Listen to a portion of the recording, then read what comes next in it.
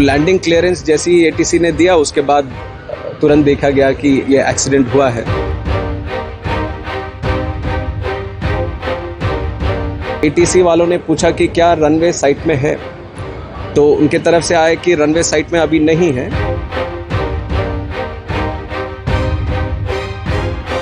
आप भी कई बार मिले होंगे उनसे, क्या याद है आपको? पहले तो मैं कहना चाहूँगा कि I am very deeply saddened by the incident, the accident that has happened. In fact, my heart is still very, very heavy with sorrow. और जैसे ही सुबह पता चला, अभी डाइजेस्ट करने में ही बहुत दिक्कत हो रही है कि अजित दादा अभी हमारे साथ नहीं है। और अजित दादा के साथ 4 और लोग भी थे प्लेन में, तो उन सारे परिवारों को अपने कॉन्डोलेंसेस देता हूँ। 2 पायलट थे, क्रू थे और पीएसओ भी थे उनके साथ। और अजित दादा से जैसे आपने बोला, हमारी भी काफ़ी मुलाकातें रही हैं पिछले 18 महीने जब से मैं मंत्री बना हूँ। और एक यंग मिनिस्टर होने के नाते वो काफ़ी गाइडेंस भी हमें देते थे।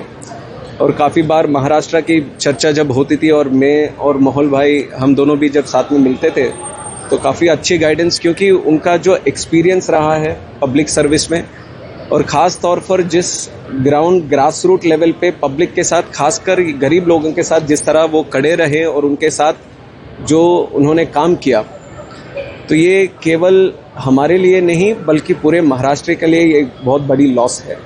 और इर्रिपेरेबल लॉस है, इर्रिप्लेसेबल लॉस भी है।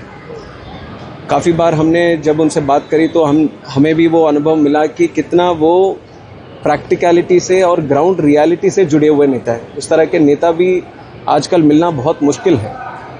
और महाराष्ट्र के लिए जिस तरह उन्होंने काम किया है वो हम सबके लिए आदर्शनीय रहेगा। और ख़ासकर अभी जो एक्सीडेंट जो हुआ है, उसका जो इन्वेस्टिगेशन, उसको भी हमने शुरू कर दिया है। तुरंत डीजीसीए और एआईबी की टीम भी आई है।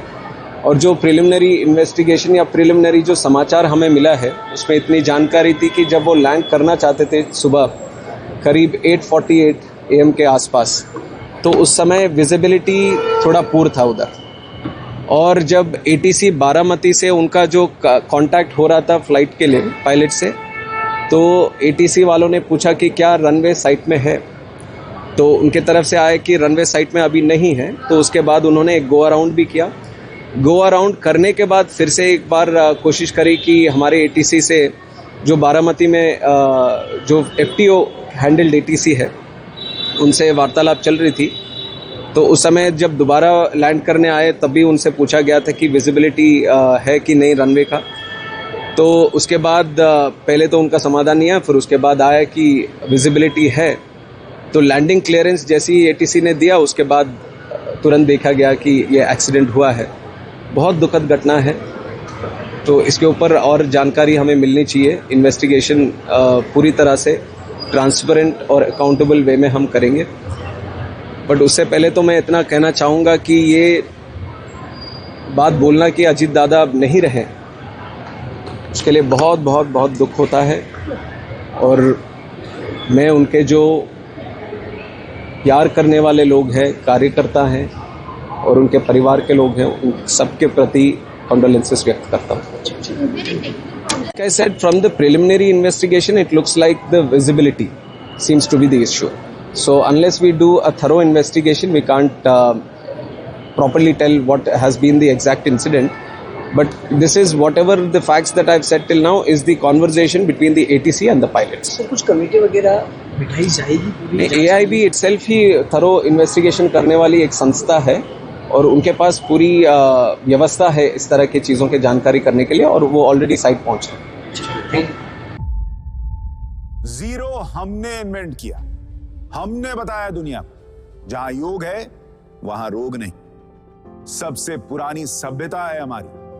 गुलामी से तो और देश भी लड़े भाई, पर आजादी के लिए अहिंसा का रास्ता बस हमारा था। अपने पसीने से जमीन सींचता किसान और घर में घुसकर मारने वाले जवान, बस इसी मिट्टी ने जने।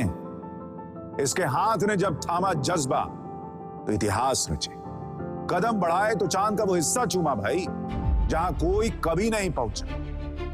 आज पूरी दुनिया में शान से लहरा रहा है तिरंगा, और इसके पीछे है गर्व से भरी अनगिनत कहानियां जो लिखी जा चुकी हैं और लिखी जा रही हैं, जिन्हें मैं सुनाऊंगा राष्ट्रगर्व रोज शाम 6:25 पर।